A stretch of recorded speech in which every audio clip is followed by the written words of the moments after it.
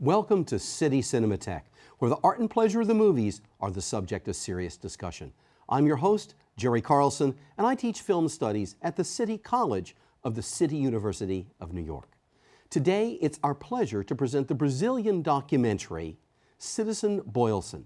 Now, this is an investigative documentary with a mystery at its center. Who, over 40 years ago, killed the corporate executive Boilesen? It's also a documentary that takes on some very serious questions about the ethics of business, about the complicity of paramilitary groups, and about questions of human rights. We'll be talking about that and much more after today's screening. And it's a pleasure to welcome to City Cinematheque the maker of this film, Chaim Litewski.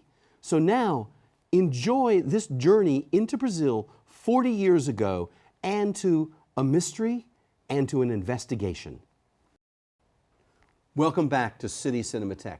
I hope you've enjoyed this opportunity to see what I think is a very, very strong documentary that raises questions not only about documentary practice, where we stand in our digital revolution, what we can do with film and digital technologies, as well as many significant ethical issues about human rights, the responsibilities of states, of companies, and of individuals.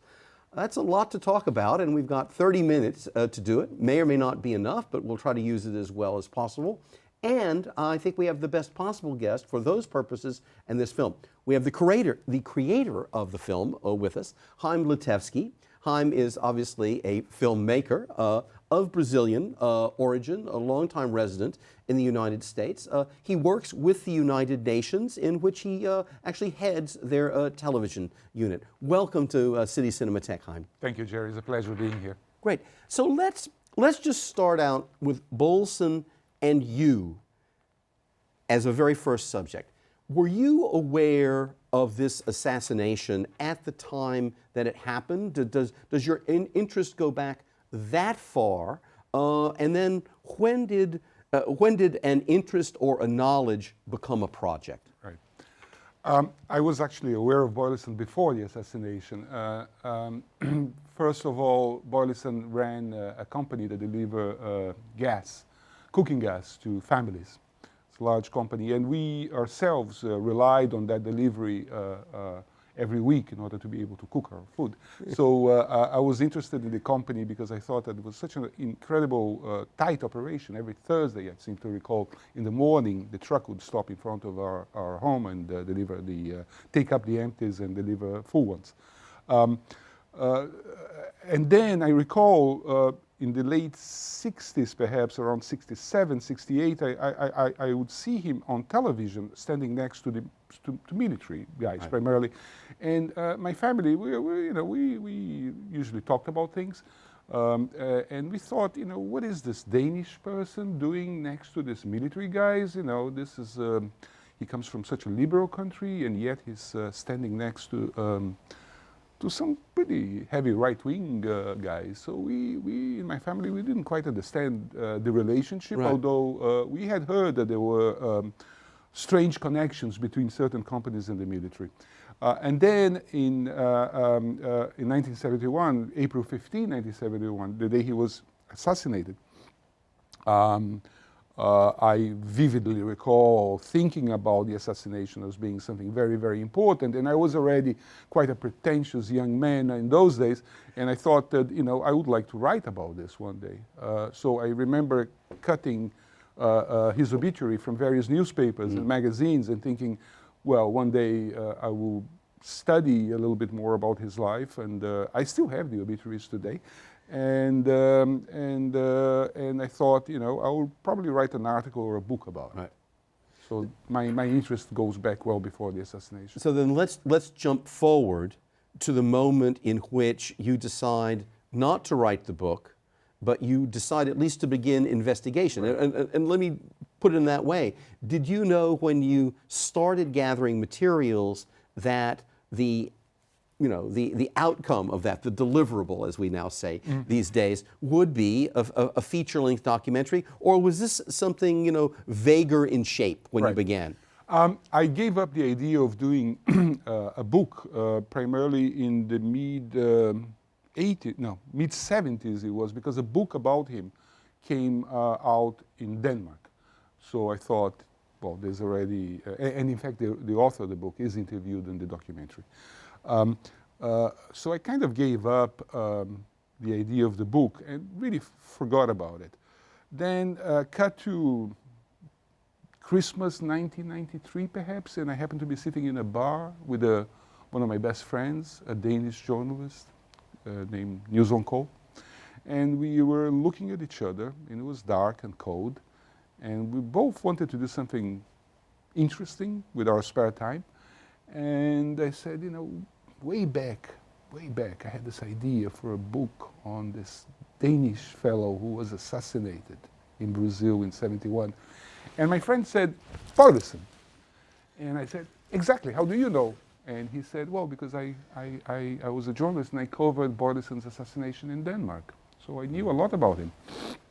And we decided to make a film together. And we started, slowly but surely, to contact people both in Denmark and in Brazil. And what happened was that in 1994, end of 1994, 95, my friend Niels moved to Romania with his wife. His wife became representative of UNICEF in Romania. So I was left on my own, basically making the film. No, I didn't know that it was going to be a documentary. I was basically seeing it as a hobby. I was, when I decided to do it on my own, I decided to collect information. So because I had a full-time, and I still have a full-time job, I could not dedicate myself 100% into the project, but I would approach people, and I would write to archives in the US, in Brazil, in Denmark, in Russia, Soviet Union was already dead in those days, in 94, 95. So I was basically gathering material, and I thought that I would have some kind of combination, audiovisual, text, music that would talk about that period and it would highlight Boilesen. I didn't quite know that it was going to become a documentary, but I did quite regularly talk to people, record the interviews, and try to, and hire people as well to do some research for me in different archives in different parts of the world, Yeah. Well, let me talk about this whole notion of who you contacted, because one of the things that's so rich about the documentary, to me, is that we get so many angles and so many opinions, and obviously some of them are 180 degrees apart, and then others have very different shades and directions. So were there some people that were resistant to being interviewed, and on what kinds of grounds, and then who embraced the project? Right. But the point is that they're all there in the final film. Right. I'd say to you that I probably contacted around 200 people. I would say that a third of them put the phone down on me, didn't even allow me to speak. Because the first thing I did, Jerry, was really to tell everyone what I was doing. I was very transparent, and I never hid the fact from anyone, really, archives, individual peoples, institutions, what the film was going to be about. And the film was going to be about, really, the relationship between large businesses in Brazil and certain paramilitary apparatuses that existed at the height of military dictatorship, Oban being the main one, Operacao Bandeirante. So I never hid that from anyone. Okay. And I also used to tell them that it was going to focus on Henning Boilesen, who was assassinated. So I said to you that a third of those 200 that I tried to talk to put the phone down on me. I would say to you that about another third of them accepted to talk off the record, but not on camera. And I'd say to you that about the last third, which would amount to 50 people, 60 people approximately, would be willing to participate. And the basic idea, as far as the structure of the film was concerned, was to get as much variety in terms of opinion as possible. First, because that's a good journalist practice, I think. And second is that, as people like to say, the three sides of the story, mine, yours, and the truthful one. I also adopted the same approach regarding iconography, visuals. I wanted to be a very richly visual film, so I included, let's say, things that are not very usual to use in terms of a film like that, such as animations, reenactment, radio, all sorts of things that you usually don't associate with so-called political films.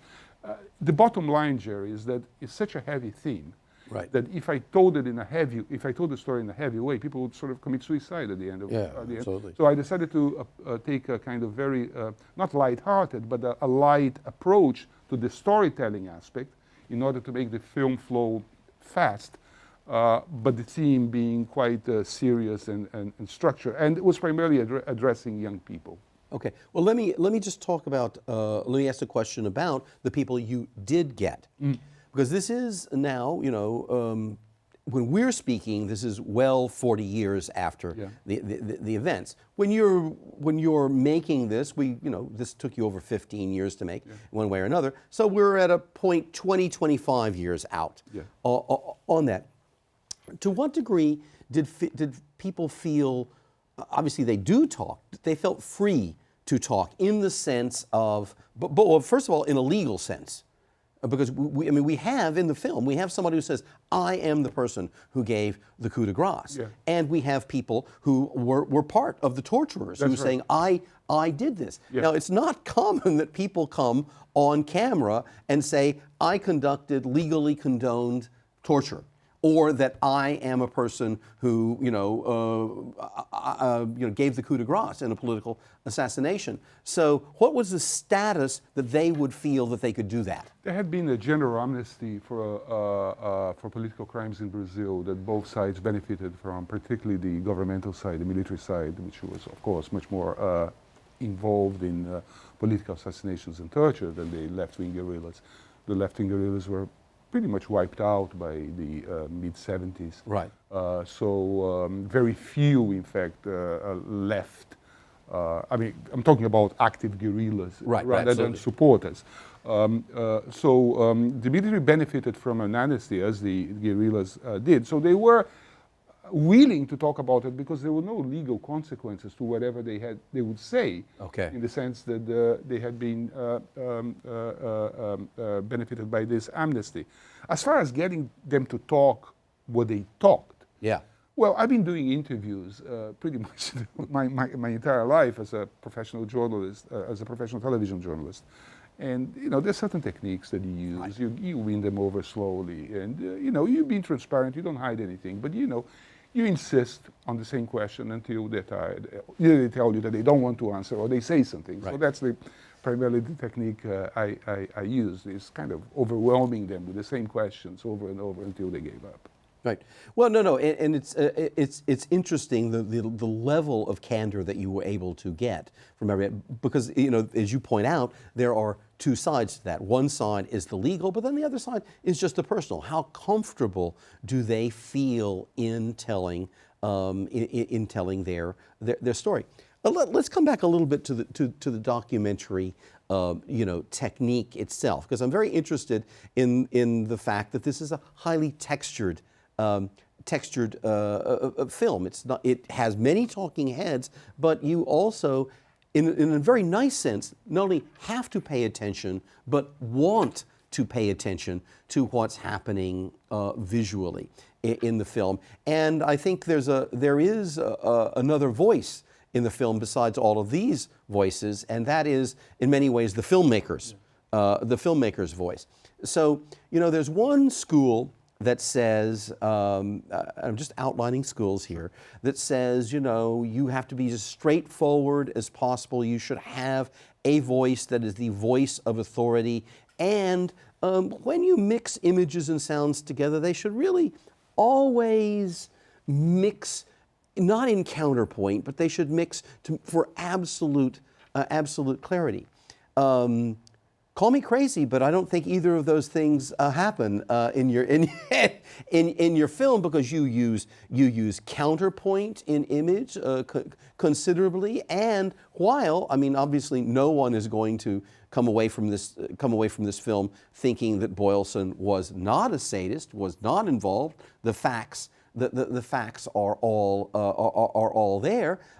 You allow. And I'm not saying this is a bad thing, you allow the people who are in denial about all of that to be in denial about it on the screen.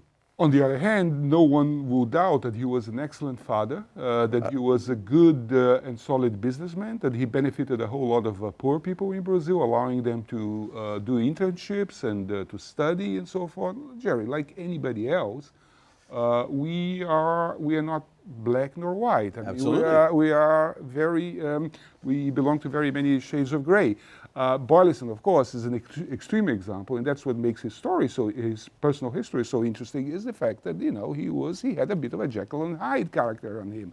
One of the interviewees, a psychologist that worked with Boilesen in Brazil, a Danish fellow, says that, you know, he would never be able to do that in Denmark, but in Brazil he could do it. So, you know, I suppose that when people in my life, professional life, tells me is that, you know, when given the opportunity, people will do things that sometimes you don't expect them to do.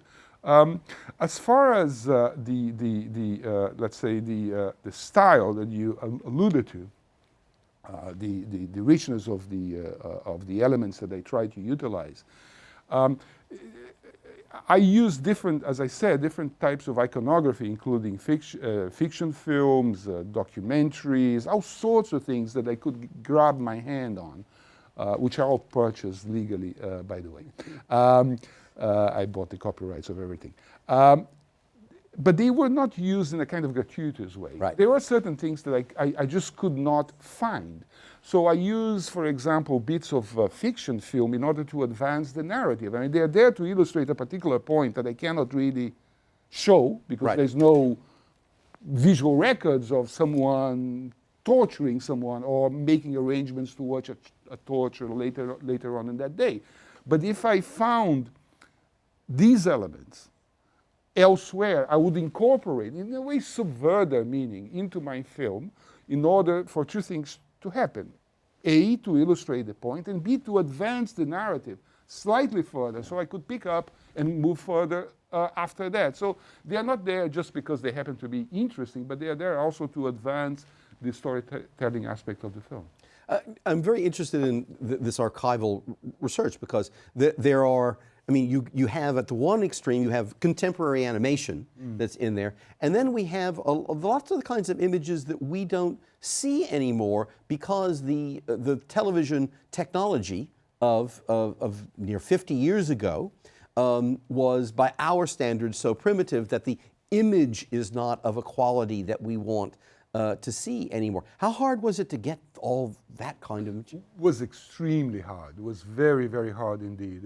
I spent a good 5-6 years to gather the material that you see on the film. It was exhaustive and it was expensive and was maddening, and a lot of the images had to be reworked electronically in order to enhance the quality, the visual quality.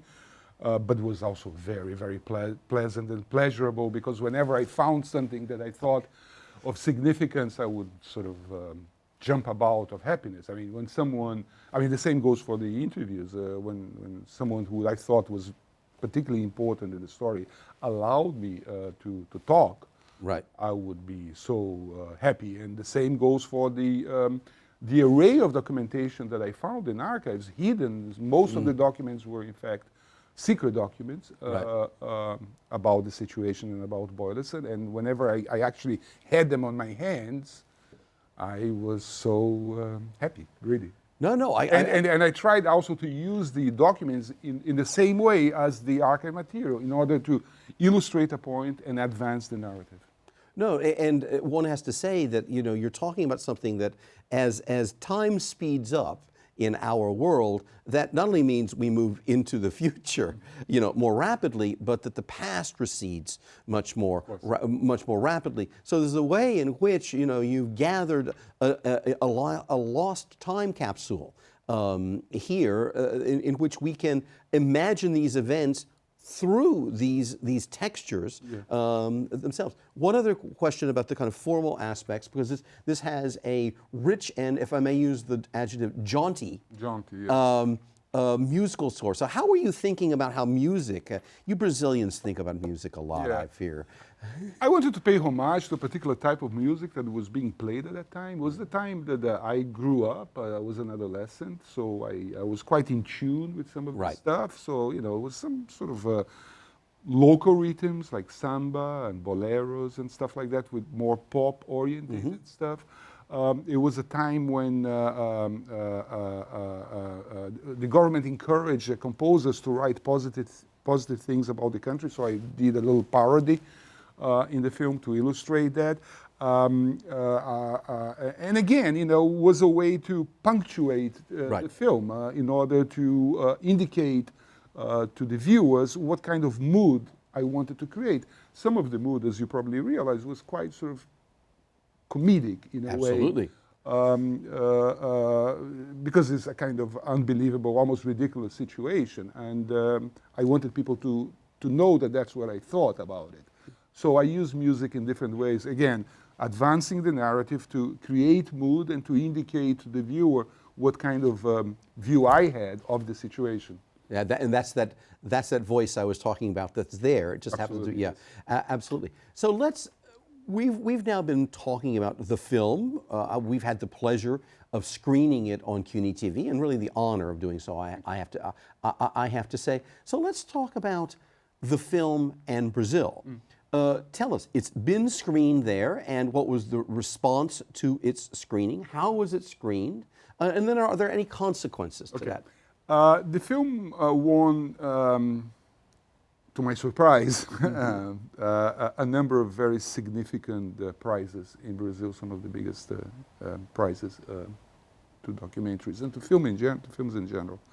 So it was preceded by this an incredible vast array of prizes.